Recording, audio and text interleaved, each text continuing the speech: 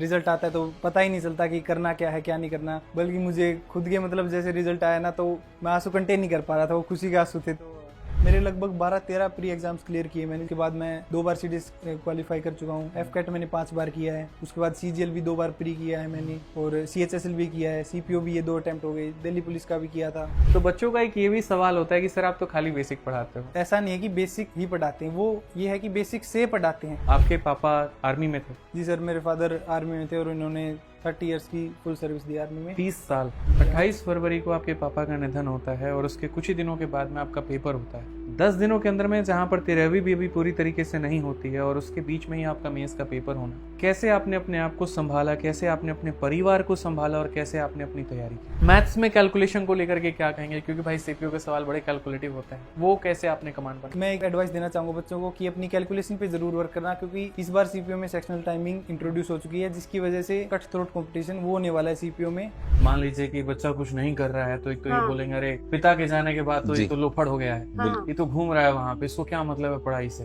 तो दिमाग में एक वो भी प्रेशर रहता है कि मुझे मेरे पिता के सपने को पूरा करना है। वो सपना पूरा कर दिया इसने। वो सपना पूरा किया। जय हिंद दोस्तों, स्वागत है आप सभी का मेरे भाई आपके अपने परिवार में और एक जबरदस्त से पॉडकास्ट में। आज हमारे साथ में है मनीष कुमार, जिनका ऑल इंडिया रैंक 1 है सीपीओ 2024 के पेपर में, जो हरियाणा के हिसार से आते हैं।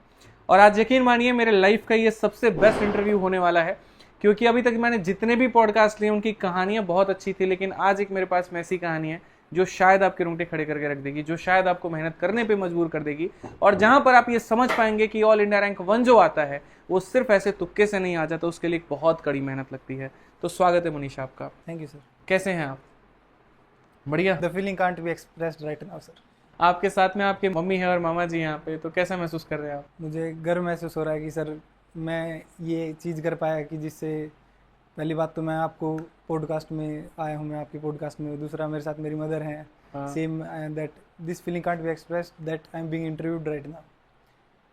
हमारे साथ में मनीष और हमने बात किया यहाँ पर, तो मनीष ने बताया कि किस तरीके से उन्होंने अलग अलग परीक्षाएं दी और कई बार उनको सफलता भी मिली उसके अंदर में, लेकिन उसके बाद भी वो डटे रहे, मतलब जड़े रहे वहाँ पे, और उसके बाद में जो है ऑल इंडिया रैंक 1 लेकर के। तो जब आपको ऑल इंडिया रैंक 1 आया तो आपको बिलीव हुआ वहाँ पर कि आपका नाम है ये? सबसे पहले तो सर वो बॉडी फ्रीज हो जाती है। मैं ये बच्चों से भी कहना चाहूँगा कि मतलब जब रिजल्ट आता है तो पता ही नहीं चलता कि करना क्या है क्या नहीं करना। मेरे केस में ये हुआ था कि हम मार्केट में गए हुए थे, बाहर से आए थे, तो मेरे एक दोस्त का फ़ोन आता है, वो बोलता है कि रिज़ल्ट में क्या रहा। तो वो एक्चुअली उसका ये था कि वो नेचर बहुत मजाक नेचर था उसका, तो मुझे नहीं लगा कि रिजल्ट आया होगा, बट उस टाइम उसकी टोन सीरियस थी। तो मैंने कहा कि अभी चेक करता हूँ, तो मेरे अभी मजे नहीं ले रहा है, अब ये सीरियस बात बोल रहा है। बिल्कुल एग्जैक्ट यही थॉट्स थे मेरे। तो मेरे हाथ पांव फ्रीज हो गए थे कि चेक करना है तो करना कहाँ से है, ये तो पता चल गया कि रिजल्ट आ गया। तो तब तक मेरे भाई ने चेक कर लिया, उसने वेरीफाई कर लिया कि मेरी रैंक 1 आई है, बट उसके बाद भी मुझे डाउट था कि नहीं यार कोई और दूसरा मनीष कुमार तो नहीं है, कहीं कुछ गड़बड़ तो नहीं हो गई है, क्या ये फाइनल रिजल्ट ही है। तो मैंने मेरे फ़ोन में चेक किया, उसके बाद मैंने दूसरे फ़ोन में चेक किया, उसके बाद मैंने लैपटॉप में अलग से चेक किया, तब जाके मन में हुआ कि हाँ ये मेरा ही रिजल्ट है। चेक करते वक्त में क्या नाम डाल रहे थे, कभी कभी रोल नंबर से क्या क्या मैच कर रहे थे? मैं सर पहले नाम भी डाल के देखा, फिर सोचा कि नाम तो मनीष कुमार बहुत सारे होंगे। उसके बाद मैंने सीधा रैंक सर्च की, जैसे मेरे भाई ने बोला कि रैंक 1 है, तो मैंने डायरेक्ट रैंक सर्च की। अब क्या हुआ था ना कि प्रोसेस इतना लंबा चला था, तो मेरे को मेरा रोल नंबर याद था, तो मैंने रैंक सर्च की SL-0001 वो करके सर्च की, आगे देखा name, father name, mother name, और हाँ तब कंफर्म हो गया था कि मेरा कैटेगरी से लेकर के सारी चीजें वेरीफाई करना। तब बोले कि नहीं भैया मनीष कुमार तो कई सारे हो सकते हैं, लेकिन एक ही मनीष कुमार ऐसा होगा जिसका रोल नंबर ये वाला है और फादर्स नेम भी ये वाला है, तो सेटिस्फेक्शन हो। तो सबसे पहले जब रिजल्ट रैंक 1 आया तो आपने क्या किया वहाँ पे, किसको इन्फॉर्मेशन दी सबसे पहले सर मम्मी और भाई था साथ में, इन्होंने तो देख ही लिया था। उसके बाद मैंने मेरे घर पे फ़ोन किया, मेरे दादाजी के पास, वो गाँव में रहते हैं। फिर चाचा जी को बताया, फिर सभी दोस्तों को इन्फॉर्म किया एक एक करके। मतलब सभी खुश थे काफ़ी कि रैंक 1 आई है, वो भी प्राउड फील कर रहे थे मेरे पे काफ़ी। मम्मी का एक्सप्रेशन कैसा था रिजल्ट पे? मम्मी को तो सर एक्सप्रेशन ऐसा था कि मतलब उन्हें तो पूरा विश्वास था कि हो जाएगा, तो उन्हें वो कॉन्फिडेंस था कि हाँ तेरा ही रिजल्ट है, हो गया है, कंग्रेचुलेसन। बल्कि मुझे खुद के मतलब जैसे रिजल्ट आया ना, तो मैं नीचे करके मैं आंसू कंटेन नहीं कर पा रहा था, वो खुशी के आंसू थे। तो वो फीलिंग भी एक्सप्रेस नहीं की जा सकती सर, कि मतलब अपने आप बॉडी मतलब आंखों से आंसू आ रहे थे और ना ही उनको कंट्रोल कर पा रहा हूँ, समझ ही नहीं आ रहा क्या हो रहा है। वो फीलिंग मैं आप स्टूडेंट से भी कहना चाहूँगा कि वो फीलिंग अनमैच्ड है टोटली। मतलब शब्दों में बयान नहीं किया जा सकता। आज कैमरे पे शायद हम जितना भी कह लें, लेकिन उस वक्त जो हम महसूस करते हैं वो अलग ही होती है। मम्मी आपकी बता रही थी कि जब आप मेडिकल के लिए गए थे तो आप वहाँ पर ये कह के चले आए मेरा तो रैंक आएगा, मतलब क्या था वो बात, थोड़ा एक बार बताइए। वो कह रही थी सर कि बेटा तेरा तो दिल्ली पुलिस में एसआई में हो गया। अच्छा। तो ये बोले सर मेरा एसआई नहीं, मेरी तो रैंक आएगी बोले। अच्छा। हाँ ऐसे सीधा रैंक ही आ बोले, गया। सीधा ऐसे ही बोला वो था सर ये। मैं इंसिडेंट बताता हूँ आपको। क्या था ना, जैसे जहाँ पे मेडिकल था तो वहाँ स्टाफ था, वो वैसे ही डॉक्यूमेंटेशन वगैरह कर रहे थे। तो वो मार्क्स पूछ रहे थे ऐसे ही किसी किसी बच्चे के, तो मेरे पूछ लिए उन्होंने। तो मैंने उनको बताया कि मेरे ये मार्क्स हैं। तो उन्होंने कहा कि गुड यार, आपका तो दिल्ली पुलिस में हो जाएगा। तो मैंने कहा सर दिल्ली पुलिस में तो होगा ही शॉर्ट, बट मेरी रैंक आने वाली है। नंबर कितने हैं आपके, कितने नंबर marks सर हैं? टोटल मार्क्स मेरे हैं 376.8। 376.8। Yes sir. प्री में कितने मार्क्स हैं और मेंस में कितने हैं? प्री में है सर मेरे 170.55 आई गेस, और मेंस में है मेरे 196 और 197 ऐसे कुछ। बीच में प्री में किस सब्जेक्ट में कितने कितने नंबर हैं? प्री में सर सब्जेक्ट वाइज मार्क्स तो याद ही नहीं, क्योंकि टाइम भी काफ़ी हो चुका है, लगभग 1 साल से ऊपर हो ही चुका है प्री हुए। तो याद नहीं है, बहुत याद ज़्यादा। नहीं है सर वो। और अभी मतलब इतना समझ ही नहीं आ रहा, क्योंकि माइंड अभी भी इसी में है कि हाँ मतलब हो गया। माइंड वो प्रोसेस ही कर रहा है सर अभी तक वो चीज़। मैं जहाँ तक देख पा रहा हूँ कि हम आपके घर में हैं और यहीं पर पॉडकास्ट ले रहे हैं, और मेरे ऊपर आपके पापा की फ़ोटो है, देवराज उस पर नेम प्लेट लिखा हुआ है। तो आपके पापा आर्मी में थे? जी सर, मेरे फादर आर्मी में थे और इन्होंने 30 इयर्स की फुल सर्विस दी आर्मी में। 30 साल? जी सर। और 30 साल किस पद पे थे वो? जी सर, अभी रिटायर हुए थे सूबेदार की पोस्ट से। सूबेदार के पोस्ट जी से? सर। और रिटायरमेंट के बाद उनको मिली है ऑनररी सूबेदार मेजर की पोस्ट। तो कब आपके फादर रिटायर हुए? मेरे फादर रिटायर हुए सर 31 जनवरी 2025 में। 2025 yes, और फिर क्या ऐसी घटना हुई कि पापा आज आपके साथ में नहीं है, मतलब क्यों? सर मेरे फादर डिसीज होने का कारण ये कि मतलब हम एक फैमिली फंक्शन में गए थे, तो वहाँ मेरे अंकल जो थे वो बीमार हो गए थे। सडनली उनको बहुत ज़्यादा मतलब बॉडी में प्रॉब्लम आ गई थी, तो उनको हॉस्पिटलाइज करना पड़ा था। तो मेरे फादर एज ए अटेंडेंट गए थे, तो वहाँ पे अनफॉर्चुनेटली जिस दिन मेरे चाचा को वो डिस्चार्ज करे थे हॉस्पिटल से, उसी दिन सुबह मेरे फादर का हार्ट फेलियर हो गया, जिसकी वजह से वो आज यहाँ पर मेरे साथ आप लोगों के बीच में नहीं। और वो दिन क्या था, वो तारीख क्या थी जब आपके पापा आप लोगों को छोड़ करके चले गए? सर 1 ही महीना आया हुआ था उन्हें रिटायरमेंट आए हुए। रिटायरमेंट 1 महीना भी कंप्लीट नहीं था। 28 फेब को सुबह एक्सपायर हो गए थे वो 8:30 बजे। 28 फरवरी को आपके पापा का निधन होता है और उसके कुछ ही दिनों के बाद में आपका पेपर होता है। जी सर। कितने तारीख को सीपीओ के मेंस का पेपर था? 8 मार्च 2025 8 मार्च को। एग्जाम। Yes sir. 10 दिनों के अंदर में, जहाँ पर 13वीं भी अभी पूरी तरीके से नहीं होती है और उसके बीच में ही आपका मेंस का पेपर होना, कैसे आपने अपने आप को संभाला, कैसे आपने अपने परिवार को संभाला और कैसे आपने अपनी तैयारी की? तो 10 दिन में नहीं सर, एग्जैक्टली 8 डेज ही थे। 8 दिन। और उस दिन में हाँ, फरवरी 28 दिन का ही हाँ जी था। सर। तो मेरे साथ वैसे तो मेरा पूरा परिवार था, मेरे चाचा थे, मेरे ताऊ थे, सब थे, पूरी फैमिली थी। बट हाँ मतलब उन्होंने भी सपोर्ट किया कि भाई, जैसे उनको मैंने बताया मेरे चाचा को कि ऐसे ऐसे एग्ज़ाम है, तो उन्होंने बोला कि तू जा। मतलब मेरा तो माइंड बिल्कुल टूट ही चुका था कि अब कैसे एग्ज़ाम दे पाऊँगा, कैसे क्या होगा। तो चाचा ने सपोर्ट किया कि भाई एग्ज़ाम देने जा। और उसके बाद वो एक्चुअली मेरे साथ ही गए थे मेरे चाचा। तो पीछे से मेरे ताऊ भी थे, मेरी पूरी फैमिली थी, उन्होंने घर पे भी संभाला, सब कुछ किया उन्होंने। पूरा मतलब ये था कि भाई तू जा, अच्छे से एग्ज़ाम देना। हालांकि माइंड तो टूट चुका था। फिर मैं गया मेरे चाचा के साथ एग्ज़ाम देने। वहाँ भी उन्होंने हौसला बढ़ाया एग्ज़ाम सेंटर के बाहर की, अच्छे से देना, चिंता मत करना। तो एग्ज़ाम सेंटर में जाने के बाद तो मुझे 1-2 फ्रेंड्स मिल गए थे जो फिजिकल के टाइम मिले थे मुझे। अब उन्होंने पूछा कि जैसे गंजा हो गया था मैं बाल कटवा ले, तो वो ही पूछ रहे थे, तो उन्होंने सपोर्ट किया कि भाई अच्छे से देना। तो मैं बस एग्ज़ाम के टाइम मेरे दिमाग में यही बातें आ रही थी जो मेरे फादर ने बोली थी कि मतलब जो उन्होंने मेरे में विश्वास जताया था कि तू कर लेगा, तो मेरे दिमाग में वही बातें आ रही थी और उन्हीं से मैं कर पाया सर। हालांकि एग्ज़ाम में बीच बीच में बहुत सारे थॉट्स आ रहे थे, बहुत नेगेटिव थॉट्स आ रहे थे, बट मैंने उन सबको काउंटर किया और मेरा पूरा एग्ज़ाम में ही फोकस था और उसी की वजह से मैं कर पाया सर, जो मेरे फादर ने मुझे बातें कही हुई थी। उस समय तो ऐसा पल होगा कि आपको ये लग रहा होगा कि मुझे अपनी मम्मी के पास में ज़्यादा से ज़्यादा रहना है, अपने परिवार में वक्त वहाँ पर ज़्यादा देना है, लेकिन फिर भी पेपर के लिए हिम्मत जुटाना। तो उसमें आप कितना रोल मानते हैं अपनी माँ का, अपने भाई का? मैं सर पूरा रोल इन्हीं को क्रेडिट देता हूँ मैं, क्योंकि मेरा मन तो बिल्कुल टूट ही चुका था। ये कह रहा था कि नहीं, अब एग्ज़ाम ना तो देने की कंडीशन में है, ना ही दे पाएगा। बट इन्होंने ही मुझे बोला कि तू जा एग्ज़ाम देने, तू कर लेगा। तो जो विश्वास इन्होंने मेरे में दिखाया था उसी की वजह से मैं एग्ज़ाम दे पाया। और साथ में पूरी फैमिली थी, मेरे ताऊ थे, मेरे चाचा थे, उन्होंने पूरा मुझे हौसला दिया कि भाई you can do it, so you should go for it. उसी की वजह से मैं गया, मैंने एग्ज़ाम दिया अच्छे से, पूरे फोकस के साथ, नेगेटिव थॉट्स को काउंटर किया और एग्ज़ाम में मेरा रिजल्ट आपको पता है सब बहुत बढ़िया है। जब इनका पेपर था उस समय तो घर का माहौल तो सही नहीं था, हालांकि मुझे पूछना नहीं चाहिए।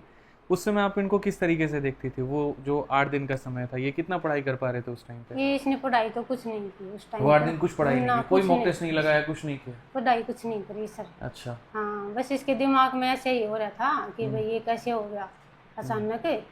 फिर इसके चाचा ने भी बोला, इसके ताऊ ने भी, बेटा थोड़ी बहुत देर पढ़ तू और पेपर दे के आना बोले। फिर इसने भी ऐसे थोड़ा, मैंने भी समझाई मेरे कुछ नहीं होगा बेटा, मैं सही हूँ, और तू तेरा काम कर, आगे बढ़ना है। ऐसे पीछे बात है वो तो आज से निकल गई, अब भविष्य की बात है, अपनी पढ़ाई कर, अच्छे से है, अच्छे से रहेंगे।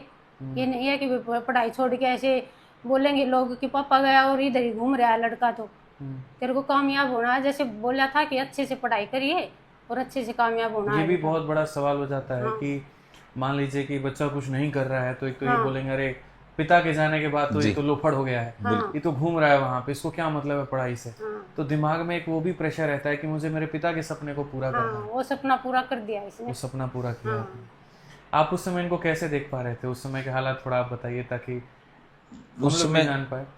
उसमें के हालात ऐसे थे इनके कि ये छोटा भाई है, ये सिलेक्ट हो रखा था, इनकी भी जॉब में दिल्ली वाला ये चल रहा था कि भाई सिलेक्ट कर लेंगे। बाद में इनकी तरफ देख रहे थे तो मैं बार बार इनसे पूछा था कि भाई आपका बेटा पढ़ाई को आप डिस्टर्ब मत करना। जैसे इनकी मम्मी जी ने बोला कि भाई हमने भविष्य को देखना है, तो खुद बच्चा भी इतना कैपेबल था सर कि उस टाइम ना एक वीक ना पढ़ के भी खुद डिस्टर्ब होता है।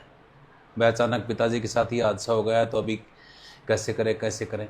तो जैसे बच्चे ने बताया कि परिवार का पूरे ने इसका साथ दिया और बच्चा ने खुद ने फिर उसी को ये रख लिया कि भाई सब तेरे को बोल रहे हैं तो खुद कैपेबल है, कर सकता है। और इसने फिर वही बात अपने ऊपर लेके आज आपके सामने एक अच्छा रंग लेके। मानना पड़ेगा आपकी मेहनत को, क्योंकि मैं ये बात जानता हूँ कि तैयारी के अंतिम के जो 10 दिन होते हैं वो लगभग महीने भर के बराबर में होते हैं। उस अंतिम के 10 दिनों में एक इंसान का दिमाग सबसे ज़्यादा फर्टाइल होता है, ज़्यादा से ज़्यादा वो मॉक टेस्ट देने की कोशिश करता है, ज़्यादा से ज़्यादा वो रिवीजन करने की कोशिश करता है। लेकिन जो तैयारी के आखिरी हफ्ता था वहाँ पर आपने बिल्कुल भी पढ़ाई नहीं की और उसके बाद भी जा कर के मेंस में सीधा 196 प्लस का स्कोर करना, ये कैसे किया आपने? सर बिल्कुल मैं आपकी बात मानता हूँ कि लास्ट के 10 दिन एक महीने की तरह होते हैं, but let me spit out the truth sir कि एक्चुअली मेरा CGL का एग्ज़ाम था 20 को, जो कि मेरा बिल्कुल भी अच्छा नहीं गया था। नर्वसनेस की वजह से सारा पेपर बेकार हो गया था और मैं 10 दिन नहीं सर, मैं 20 जनवरी के बाद पढ़ाई नहीं था सर। 20 जनवरी से लेकर के 8 मार्च तक आपने कोई पढ़ाई नहीं था। मैं बिल्कुल ये हो गया था कि अभी चलो एग्ज़ाम बेकार गया है CGL का, तो 1-2 दिन का रेस्ट लेते हैं, थोड़ा माइंड को रिलैक्स करते हैं। बट उसके बाद फैमिली में एक फंक्शन था, तो ऐसे करते करते मैं सोचा कि लास्ट के 10-15 दिन में बढ़िया रिवीजन हो जाएगा, क्योंकि मैंने तैयारी पहले कर रखी थी। फिजिकल के बाद से ही मैं अच्छे से लग गया था, तो मेरी तैयारी बढ़िया थी। तो मैंने उस समय बिल्कुल ढीला छोड़ दिया था शरीर को कि अभी थोड़ा रिलैक्स ही करते हैं। तो उसके बाद मैं ऑब्वियस रीज़न है कि ये माहौल हो गया था, तो मैं उस टाइम भी नहीं पढ़ पाया, तो मैं बिल्कुल ब्लाइंड गया था। हालांकि मेरी प्रिपरेशन फिजिकल के बाद से अच्छी थी, बट जो लास्ट टाइम था रिवीजन का, उस टाइम मैं रिवीजन नहीं कर पाया सर। बात करते हैं थोड़े तैयारी के ऊपर में, तो थोड़ा उससे पहले चलते हैं और पहले की बातों को समझते हैं। सबसे पहले मैं ये जानना चाहूँगा कि आपका जो स्कूलिंग है वो कहाँ से हुआ है और कहाँ से पढ़ाई किया आपने? सर स्कूलिंग हुई है मेरी आर्मी पब्लिक स्कूल हिसार से 10th क्लास से, और 12th भी मैंने आर्मी पब्लिक स्कूल हिसार से की है। हिसार से? जी सर। उसके बाद मैंने ग्रेजुएशन की है गवर्नमेंट PG कॉलेज हिसार से, यहीं एडमिशन ले लिया था। तो जैसे आपने बताया कि आपने सारी पढ़ाई जो है वो यहीं से किया, हिसार से ही किया, 10th हो गया, 12th हो गया, ग्रेजुएशन हो गया, सब कुछ। अक्सर ऐसा होता है कि लोग ये कहते हैं कि बड़े शहर के लोग ही यहाँ पर नौकरी लेकर के जाते हैं क्योंकि उनकी एजुकेशन बहुत अच्छी होती है, लेकिन आपने तो पूरी की पूरी पढ़ाई जो है वो अपने डिस्ट्रिक्ट से ही की। आपको किसी बड़े शहर की आवश्यकता नहीं पड़ी, आपको दिल्ली जाने की ज़रूरत नहीं पड़ी, बॉम्बे जाने की ज़रूरत नहीं पड़ी। तो कभी ऐसा लगा नहीं आपको कि भाई बाकी लोग तो बड़े बड़े शहरों से हम पढ़ रहे हैं, हम यहीं पर हैं, हम कहीं निकाल भी पाएंगे कि नहीं निकाल पाएंगे? कभी ऐसा महसूस नहीं हुआ? एक्चुअली क्या था सर, मेरी जैसे पूरी पढ़ाई मेरे होम टाउन से हुई है, तो मुझे ये था कि हाँ यहीं पे रह के करते हैं कुछ। मन में तो ये था कि भैया बड़े बड़े कोचिंग इंस्टीट्यूट हैं, सब जाते हैं दिल्ली, इतनी भीड़ है वहाँ। बट मुझे ये था कि मेरा मतलब ऑनलाइन स्टडी में मेरा बढ़िया हो रहा था कि मैं ऑनलाइन फोकस कर पा रहा था। बढ़िया ऑनलाइन क्लास अगर आप ले रहे हो उसमें आपका फोकस बन रहा है, कोई डिस्टर्बेंस नहीं हो रही, तो उसमें आपका वो बेस्ट लगता है मुझे, मेरा ये ओपिनियन है। तो मेरा वो बढ़िया हो रहा था, तो मैंने सोचा क्यों ना ऑनलाइन ही तैयारी की जाए, तो फिर आपने तैयारी ऑनलाइन शुरू की। मेरा एक सवाल है कि सीपीयू ही क्यों, मतलब लोग सीजीएल भी करते हैं और बाकी पेपर्स भी देते हैं, बट क्या सीपीयू आपकी पहली प्रेफरेंस थी, और थी तो क्यों थी? सीपीओ सर ऑब्वियसली मेरी पहली प्रेफरेंस थी, वो इसलिए क्योंकि मुझे यूनिफॉर्म का क्रेज़ था। जैसे मैंने मेरे फादर को देखा था बचपन से कि वो यूनिफॉर्म में हैं, वो आर्मी में थे, तो मुझे भी ये था कि मतलब बचपन से ही वो माइंड में ये बन गया था कि हाँ लेनी है तो यूनिफॉर्म जॉब ही लेनी है, तो इसलिए मेरी सीपीओ पहली प्रेफरेंस ही थी। पहली प्रेफरेंस थी आपकी। सीपीयू की तैयारी के लिए सबसे पहले आपको क्या कदम उठाया आपने, मतलब कैसे सोचा कि तैयारी कैसे करेंगे? मैथ्स, इंग्लिश, रीजनिंग, 4 सब्जेक्ट हैं, पहाड़ से जैसे इनके सिलेबस है वहाँ पे, तो कैसे तैयारी करने का सोचा आपने? सबसे पहले तो सर बात ये है कि मैं स्टडीज़ में एवरेज था, मतलब बेटर, मोर देन एवरेज कह सकते हैं, तो मुझे खुद पे कॉन्फिडेंस था कि कर सकते हैं तैयारी। तो मैंने ऑनलाइन ही तैयारी शुरू की थी। उसके बाद जैसे सबसे पहले तो मैंने फर्स्ट स्टेप ये लिया कि अपना ये देखते हैं सिलेबस क्या।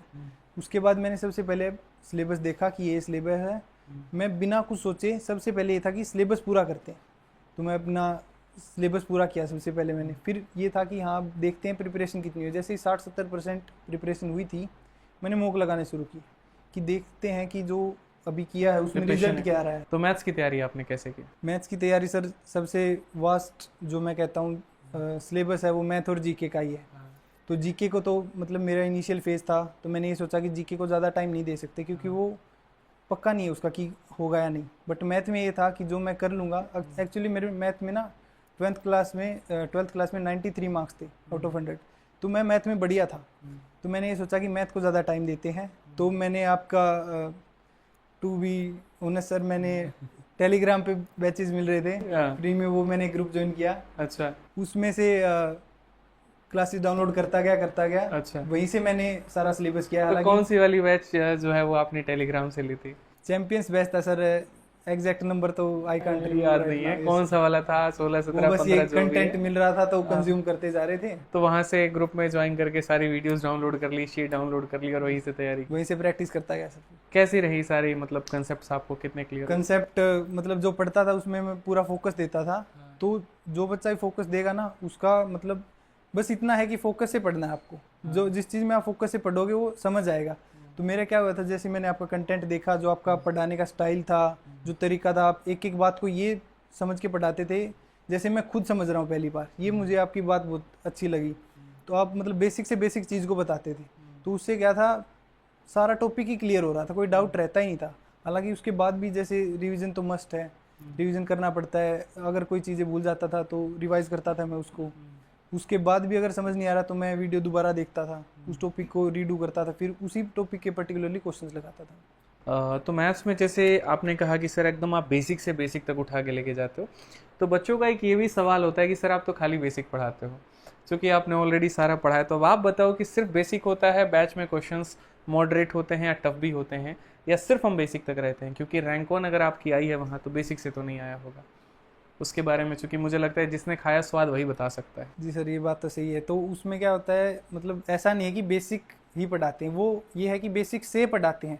अब जैसे मैंने पहले बोला कि सर ऐसे समझाते हैं कि जैसे वो खुद पहली बार समझ रहे हो, तो उससे क्या होगा कि बेसिक तो एक बार समझा दिया, उसके बाद धीरे धीरे जैसे लेवल को इंक्रीज किया जा रहा है, तो उसमें बच्चे ये सोचते हैं कि ये तो बोर हो रहा है।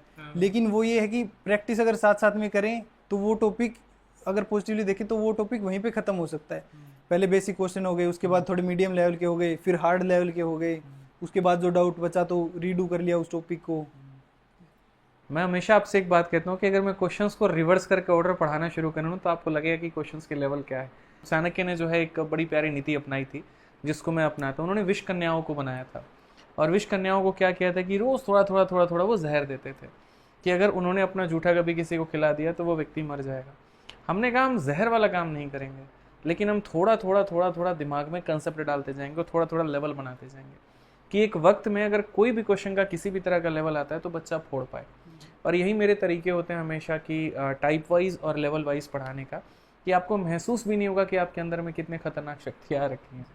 ठीक है, मैथ्स में कैलकुलेशन को लेकर के क्या कहेंगे? क्योंकि भाई सीपीयू के सवाल बड़े कैलकुलेटिव होते हैं, वो कैसे आपने कमांड बनाया? कैलकुलेशन का एक्चुअली ये था कि मेरी मेन जो इशू रह रहा था वो कैलकुलेशन में ही रह रहा था। उस पर मैंने ज़्यादा वर्क भी नहीं किया, उसी की वजह से मेरे जो 1-2 मार्क्स कटे हैं मैथ में, उसी की वजह से कटे हैं, और 1-2 सिली मिस्टेक की वजह से कटे हैं।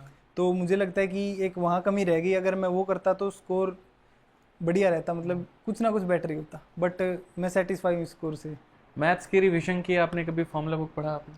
Formula book to be honest sir, मैं फॉर्मूले मैं क्या था, बुक से ज़्यादा पढ़ नहीं पाता था। मेरी हॉबी ये थी कि भाई वीडियो देख लो, तो मैं वीडियो से ही रिवाइज करता था। मैं बुक वीडियोस को ही लूप में चला करके देखते उसमें ये था कि वीडियो चल रही है, बोल रहा है, तो उसमें फोकस बना रहता है। अब बुक में क्या है, कोई थोड़ी बहुत भी डिस्टर्बेंस हुई तो फोकस डाइवर्ट हो जाता था। तो मेरा यही था कि अपने ईयरफोन लगा लिए, वीडियो चल रही है, उसमें अगर वो समझ नहीं आता तो उसको पीछे रिवाइंड करके भी देख सकते हैं, बट बुक में मेरा फोकस नहीं होता सर। मैथ्स के लिए बच्चों का क्या सजेशन है आपका? मैथ्स के लिए बच्चों को यही सजेशन है कि सबसे पहले तो आपको अपना सिलेबस कंप्लीट करना है। जैसे ही 70-80% सिलेबस हो गया, उसके बाद आपको मॉक टेस्ट लगाना है, क्योंकि तभी पता चलेगा कि आपकी तैयारी कितनी हो रही है, कितनी नहीं हो रही है, आप कैसा परफॉर्म कर रहे हैं। उसके बाद मैं एक ये एडवाइस देना चाहूँगा बच्चों को कि अपनी कैलकुलेशन पे ज़रूर वर्क करना, क्योंकि इस बार सीपीओ में सेक्शनल टाइमिंग इंट्रोड्यूस हो चुकी है, जिसकी वजह से जो कंपटीशन कहते हैं ना, कट थ्रोट कंपटीशन, वो होने वाला है सीपीओ में।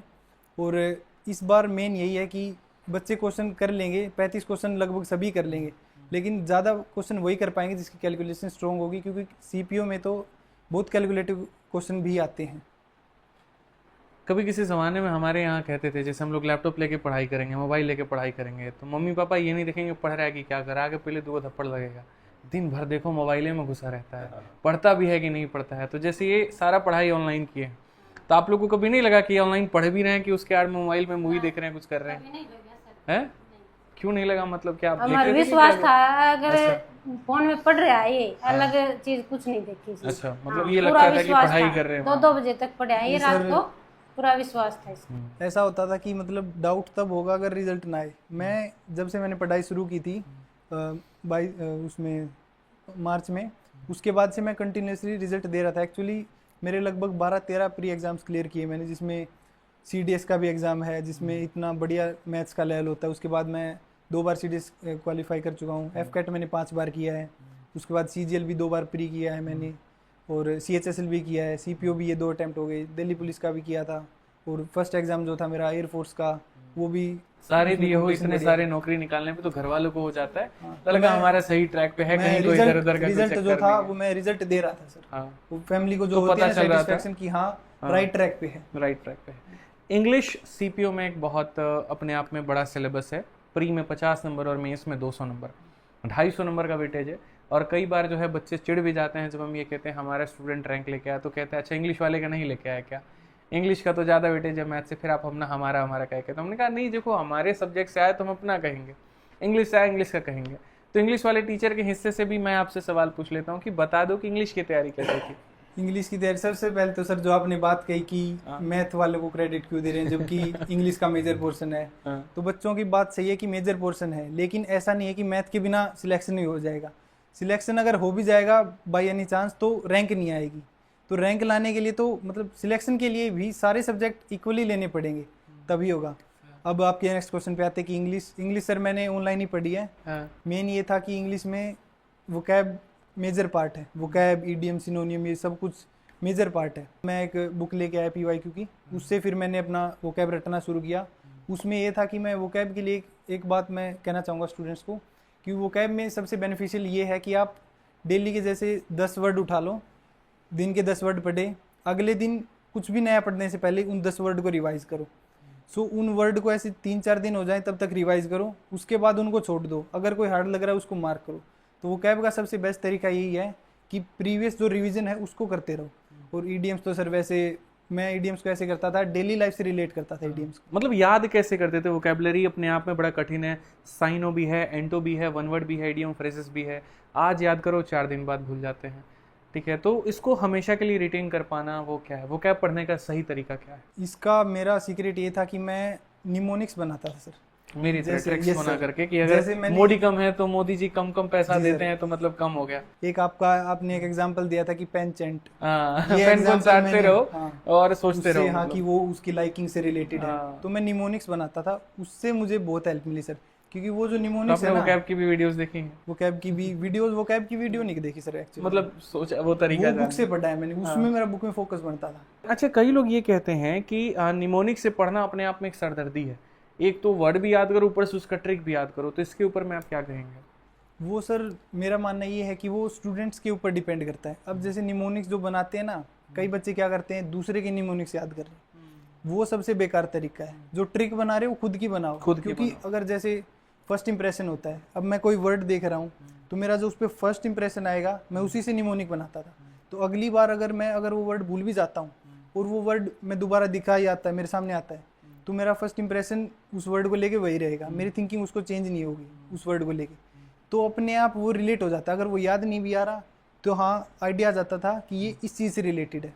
और सिनोनियम एंटोनियम को लेके मैंने एंटोनियम बिल्कुल छोड़ दिए थे, मैं करके गया था सिर्फ सिनोनियम। वर्ड्स के मीनिंग समझ लो तो साइनो एंटो बता पाओगे, हाँ, अलग से रटने की जरूरत नहीं है। अच्छा, PQRS जो है वो बड़ा इंपॉर्टेंट फैक्टर है, तो PQRS में पूरे नंबर कैसे लाएं? PQRS सर अपने आप में एक वास्ट टॉपिक है। हालांकि वो उसका बेस्ट तरीका ये है कि रीडिंग की जाए, जितनी रीडिंग हो सकती है उतनी की जाए। और उसका दूसरा तरीका ये है कि प्रैक्टिस और रीडिंग इसी से होता है उसका। तीसरी चीज़ इसमें ये है कि वोकेबलरी है, वो मेजर पार्ट प्ले करती है PQRS में, क्योंकि उसमें जैसे जंबल सेंटेंस में कोई वर्ड ऐसा आ गया जो बिल्कुल ही अलग सेंस बना रहा है, तो हमें ये पता चल जाएगा कि ये बीच में नहीं आएगा तो बिल्कुल लास्ट में आएगा। कॉन्ट्ररी सेंटेंस है तो या तो फर्स्ट में होगा या लास्ट में होगा, तो वो कैब का भी उसमें इंपॉर्टेंट पार्ट है जंबल सेंटेंस। ठीक है, और कॉम्प्रिहेंशन यानी पैसेज हो गया, क्लोज टेस्ट हो गया, इसकी तैयारी आपने कैसे की और कैसे बच्चे तैयारी करें, कैसे मजबूत बनाए? इसका मेरा सोर्स यही था सर, PYQ। पूरा PYQ बेस्ड ही मैंने मतलब जितनी प्रैक्टिस की थी वो PYQ से की थी।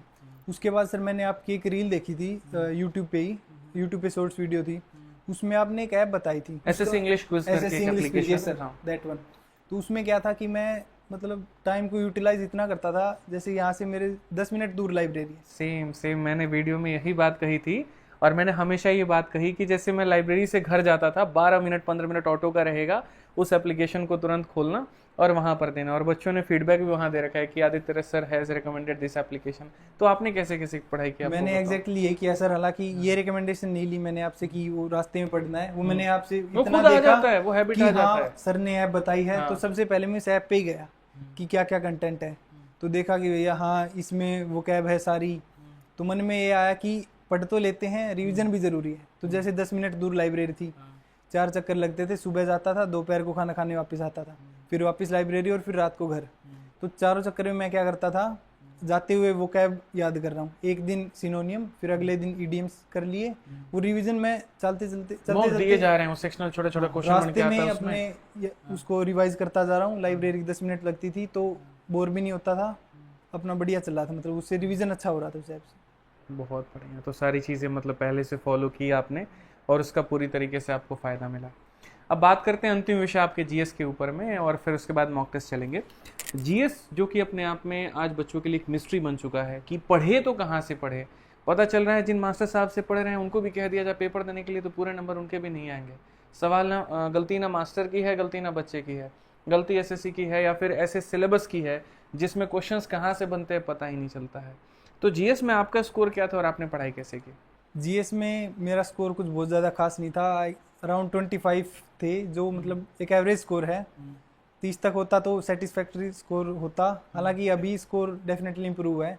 तो मैं क्या था, मतलब जीके ज़्यादा रिवाइज नहीं करता था क्योंकि मेरा इंटरेस्ट नहीं था जीके में। हालांकि पॉलिटी जैसा टॉपिक है वो तो है इंटरेस्टिंग, पर उसमें भी ये था कि आर्टिकल रटने हैं, वो एक टाइम के बाद तो याद हो जाते हैं, उल्टा सीधा होने लगता है, 14-18 सब उल्टा सीधा हो गया। वो एक टाइम के बाद ट्रिक करके वो तो याद हो जाते हैं, पर जैसे बायोलॉजी होगी, मैंने तो मैथ सब्जेक्ट से किए है 12, तो क्रोमोसोम लाइसोसोम समझ में आता है?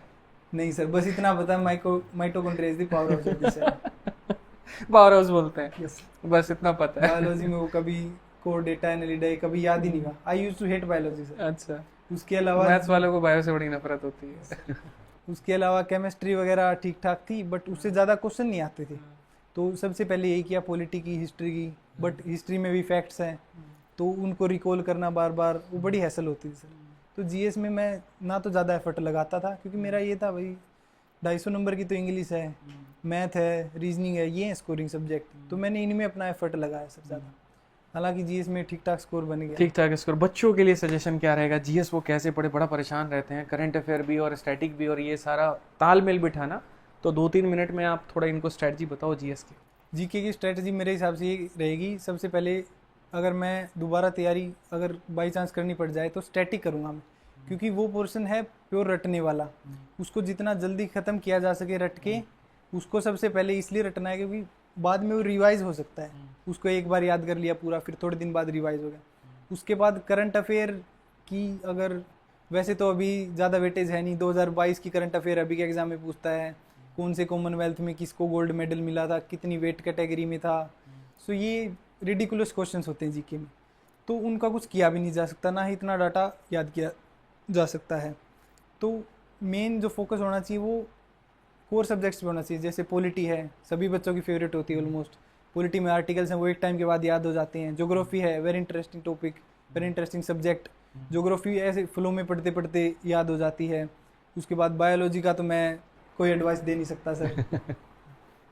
ये जो एसएससी की तैयारी है, मैंने जहाँ तक समझा और मैंने खुद भी पेपर दिया तो फेस भी किया है कि इसमें डिमोटिवेशन बहुत आता है। कई बार मार्क्स अच्छे आ गए तो लगता है सेलिब्रेट करें, और कई बार अगर ख़त्म नंबर आ गया ना तो घर वाले सवाल पूछे ना पूछे, खुद में 4 सवाल आ जाता है कि भाई हो भी पाएगा कि नहीं हो पाएगा। तो एक डिमोटिवेशन वाला जो फेज रहता है तो बड़ा खतरनाक रहता है। तो उसको आपने कैसे मैनेज किया? देखिए ये सब sir according to me it is all part of a journey. तो ये सब होगा। आप किसी दिन बहुत बढ़िया भी नंबर आएंगे, उस दिन भी आपको यकीन नहीं होगा। किसी दिन कम नंबर भी आएंगे, उस दिन भी आपको लगेगा कि ये क्या हो गया मेरे साथ, मतलब इतने कम नंबर, यकीन नहीं होगा। तो ये सब जर्नी का पार्ट है, बस डटे रहना है। उस टाइम स्ट्रगल करनी पड़ेगी अगर सिलेक्शन एसएससी में एक बढ़िया पोस्ट लेनी है। बढ़िया पोस्ट लेनी है तो अब चूँकि अब आप दरोगा बनने वाले हैं और कि मम्मी भी यहीं पर है और मामा भी यहीं पर हैं, तो क्या आप लोगों को वो पल का इंतजार है जब ये वर्दी में आएंगे यहाँ पर? हाँ भाई, पल का इंतजार तो है ही। एक्साइटेशन अंदर से पूरा होगा। बिल्कुल है, हाँ। क्यों नहीं है। और इससे पहले तो एक रिलायंस वाला भी हो रहा है इसका। हाँ, रिलायंस की नौकरी इनकी हो रखी है। हाँ हो रहा है। तो आपके लिए कौन सी नौकरी बेहतर है, रिलायंस वाले, दिल्ली पुलिस सब इंस्पेक्टर वाले? दिल्ली पुलिस वाली है। लेकिन ये तो फिर दिल्ली में रहेंगे, नौकरी वहाँ करेंगे। कोई बात नहीं, दिल्ली हमसे कोई दूर है क्या? वो भी तो है लड़का, वो तो दिल्ली से संडे को आ जाता तो है। आप बताइए हमको कि आपके 2 बेटे हो गए, एक ऑलरेडी दिल्ली में नौकरी कर रहे हैं, हाँ। ये भी कर लेंगे, हाँ। तो फिर आप यहाँ अकेले कैसे रहेंगे? फिर मैं इनके साथ चली जाऊंगी। साथ चले जाओगे तो वहीं पर फिर बहू ब्याह करके वही रहोगे? मतलब हाँ, उधर भी रह लेंगे, इधर आ जाएंगे, कभी इधर भी आ जाएंगे, ये भी रहेंगे।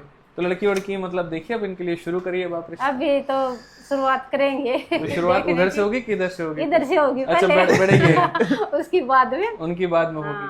तो नहीं, काफी सारे बच्चे भी वीडियो देख रहे होंगे, तो कुछ लड़की की कुछ स्पेशल डिमांड हो इनके लिए तो बता दीजिए। डिमांड तो क्या है? मतलब किस तरह की लड़की होनी चाहिए थोड़ा बता दीजिए। बस नहीं तो संस्कारी मुस्कुराओ मत, लड़की, हम बात कर रहे हैं। संस्कारी लड़की होनी चाहिए। संस्कारी लड़की होनी चाहिए, चलो बहुत बढ़िया बात। हम खुद सीधे साधे हैं, हाँ, ऐसे परिवार वाली सीधे लड़की साधे चाहिए कहती हमको। सारी हैं, होता नहीं है, बाद में चूल्हा चौका अलग हो जाता है। ना, मैं खुद ऐसी इस कोई बात से बात डरा नहीं, हुआ हूँ। हमारे पीछे से ही ऐसा ही संस्कार है। अच्छा, हाँ मतलब सीधे साधे रहे, सीधे सेवा साधे। करते रहे, इनकी भी सेवा करते रहे। हाँ। चलो बच्चों, आप लोगों में भी यही कह रहे हैं, आपके जन परिचित में कोई अगर हो तो जरूर भाई के लिए रिश्ता कमेंट बॉक्स में भेजना। भाई एक वो भी है, उसके लिए भी अच्छा, बोलूंगा। इनके लिए दिल्ली पुलिस का है, दोनों का साथ करेंगे हम ये तो। दिल्ली पुलिस में सब इंस्पेक्टर लग चुके हैं और ये कांस्टेबल है, हाँ, ठीक है। और दोनों का साथ हाँ, करेंगे। बाकी बिल्कुल हमारे इंक्वायरी नंबर पे आप रिश्ता भेजिए, बाकी की फरमाइश आगे हम वहाँ बता देंगे पूछ करके, ठीक है। हाँ, लड़का बहुत साफ सुथरा है, पढ़ाई में बहुत इंटेलिजेंट है, और माता जी का कहना चाहिए लड़की बहुत सुथरी चाहिए, ठीक है। कुछ आपकी भी फरमाइश हो तो बता सकते हो, हाइट वाइट, मतलब कुछ कलर वाला तो कुछ भी नहीं सोचा, कुछ भी नहीं सोचा है। चलो बहुत बढ़िया, बड़ा अच्छा लगा देख करके। अब सोचिए कि दिल्ली में अब ये दरोगा के पद पे होंगे, तो जिस दिन ये पहले दिन नौकरी करने जाएंगे, कोई एक ऐसी सलाह जो आप इनको देना चाहेंगे? सलाह यही देंगे कि ईमानदारी से ड्यूटी करना बेटा। ठीक है। हाँ, और क्या सलाह रहेगा आपको इनके लिए? बस यही है, अपना खुद का ख्याल रखो और अच्छे से अपने दादा दादी के पास फोन करो, और टाइम मिलता है तो अपने और रिश्तेदारी हैं उनके पास फोन करो, और संस्कारी बन के दिखाना। इसके पापा के संस्कार बहुत अच्छे थे, यूनिट से अब भी इतनों का फोन आता है कि देवराज सर जैसे हमें यूनिट में कोई एक आदमी मिला हो। कोई एक आदमी मिला हो। हाँ, आपने बड़ी मेहनत की, 2 बच्चों को पालना और आज इस मुकाम पर देखना, कैसा महसूस होता है आपको कि आज आपके दोनों बेटे सेटल्ड हैं अपनी लाइफ में? वैसे तो गर्व तो है ही बेटों पर दोनों अच्छे से सेट हो गए। हाँ। यही ज्यादा टेंशन होती है बच्चों की तो। आप इनके मामा जी हैं, आज जब इनका रैंक 1 आया वहाँ पे, तो आसपास के लोग भी आपके पास में काफी ज्यादा आए होंगे, कुछ हाँ पड़ोस के भी और भी लोगों जी। के। तो उनकी बातों को सुनकर के क्या लगा आपको, मतलब कितना गर्व महसूस हुआ इनके ऊपर में, और क्या इससे समाज में हर तरफ खुशियों का माहौल रहता है? जी क्या रहता बिल्कुल खुशी का माहौल है। हाँ। और मैं एक अपने दिल से बात बताऊं तो जैसे ही मेरे को पता चला हाँ। तो मेरे को इनके पापा जी एकदम से मेरे को मतलब ऐसे लगा, हालांकि मैं भी आर्मी से रिटायर हूँ हाँ। और मैं और इनके पापा जी ने 18 ईयर साथ में नौकरी की है। अच्छा, 18 साल जी एक साथ नौकरी की आप? जी। तो मेरे को एकदम से ऐसे लगा कि भाई आज अगर हमारे बीच देवराज साहब होते तो वो कितने खुश होते, बहुत ज़्यादा। तो और लोगों ने आपको काफी दूसरे खुशी- देवराज जी इनके अंदर दिखेंगे जिस दिन ये जी। वर्दी पहन करके आएंगे ना, और जब ये कदम रख रहे होंगे घर के अंदर, दिख रहे हैं वो देवराज साहब में तो शक्ल भी मिलती है इनकी। हाँ, तो उस दिन आपको एक और देवराज हाँ, साहब बिल्कुल। दिखेंगे, एक नया देवराज साहब, हाँ हाँ जो नहीं उसूलों पे चल करके देश की जी सेवा बिल्कुल। और यूनिट से भी मेरे पास भी फोन आए हैं करें। कि भाई हमारी तरफ से बच्चे को शाबाशी देना। तो बहुत सारे जो अभी यूनिट बठिंडा में है हमारे, हाँ। जिस पैंट्स यूनिट जो हमारी आर्मी की थी वो अभी बठिंडा में है, तो वहाँ से भी 6-7 के तो मेरे पास कॉल आ लिए कि भाई जैसे टाइम मिलेगा हम आ रहे हैं, बातचीत करेंगे बच्चे से। पूरे भारत के बच्चे आप लोगों को देख रहे हैं, कुछ आप लोग सजेशन उनको देना चाहें तैयारी को लेकर के, कुछ कहना चाहें, या उनके माँ बाप को कुछ कहना चाहें तो बताइए आपको। भाई मैं तो कुछ नहीं कहूँगा। भाई अपनी लगन से पढ़ो, वैसे- जैसे मनीष ने बताया और सर ने जो बातचीत की आपस में डिस्कस हुई, तो दोनों ही ये इंटेलिजेंट हैं। सर भी जैसे मनीष ने पहले बोला था कि दोनों की मेहनत होती है, सिर्फ बच्चे की नहीं होती, टीचर की भी उतनी ही मेहनत होती है। और जब टीचर को बहुत ज़्यादा खुशी होती है जब वो उनको पढ़ा रहे हैं, उनका रिजल्ट इस टाइप से आता है कि भाई नंबर 1 रैंक लेके आ रहे हैं, तो टीचर्स के लिए भी बहुत बड़ी बात है। उनके लिए बच्चे से भी ज़्यादा खुशी होती है, जो रैंक लेके आए उससे भी ज़्यादा खुशी टीचर को होती है। तो आपको भी ये मौका मिले कि आपके पास में भी ऐसे टीचर आए, ऐसे इंटरव्यू हो, तो दिल लगा के पढ़ो। कभी भी ये मत सोचो कि अभी 2 घंटे पढ़ लिया तो बहुत है। जैसे मनीष पूरा दिन में 1 घंटा ही रेस्ट करते थे, तो इनको फॉलो करो, अच्छे से पढ़ो, इनकी बातों को फॉलो करो। जब इनका रैंक आया है आप भी फॉलो करोगे, बात करोगे, सर ने जो बताए उन गाइडलाइन उन बातों को फॉलो करो। जैसे ये टेलीग्राम पे बता रहे हैं, क्या बता रहे हैं, वो तो इनकी बातें थी, लेकिन आप पढ़ो, आपका रिजल्ट अच्छा आएगा। चलो मनीष, लास्ट सजेशन आपका हमारे चैंपियंस के लिए, आप क्या देना चाहेंगे? मेरा सर आपके चैंपियंस के लिए यही सजेशन रहेगा कि जो स्ट्रगलिंग फेज है उसमें बस डटे रहना है, हो जाएगा। खुद पे विश्वास होगा तो हो जाएगा। चलो बहुत बढ़िया भाई। पहली बात तो विश्वास की है भाई। विश्वास हाँ, अपने विश्वास ऊपर की। विश्वास रखो तो बिल्कुल। दुनिया इसको खुद पर विश्वास था कि मैं ये कर लूंगा। इसके पापा भी यही बोलते थे कि ये देखिए एक दिन अच्छा बन के दिखाएगा। तो मेरे भाई, आप लोगों को कैसा लगा इंटरव्यू, आप लोग जरूर बताएं कमेंट बॉक्स में। और मैंने कोशिश की हर वो सवाल आपके हिस्से की पूछने की जो आप पूछना चाहते थे। शब्द आपके थे, जुबान मेरे थे, उत्तर इनकी अपनी भाषा में थी, और आप लोगों को सारी तरीके से सेटिस्फाई कर पाए। ठीक है, बढ़िया से भाई तैयारी करो, हम सभी लोग आपके साथ में हैं, चाहे वो मनीष है, चाहे वो मैं हूँ, या मेरा पूरा रैंकर्स गुरुकुल टीम है। ठीक है, आपके पढ़ाई के लिए हम लोग हर कुछ करने को तैयार है, बस आप लगन अपने अंदर में रखो, आप अपने ऊपर में विश्वास रखो। और मैं आपको एक बात की यकीन दिलाऊं, जैसे मम्मी ने भी कहा कि अगर अपने ऊपर में विश्वास है ना, तो दुनिया की कोई भी ताकत तुम्हें नहीं हरा सकती। तुम जीतोगे ही जीतोगे। वहां पे थोड़ा वक्त लंबा लग सकता है, थोड़ा वक्त और लग सकता है, लेकिन तुम्हारी सफलता निश्चित है।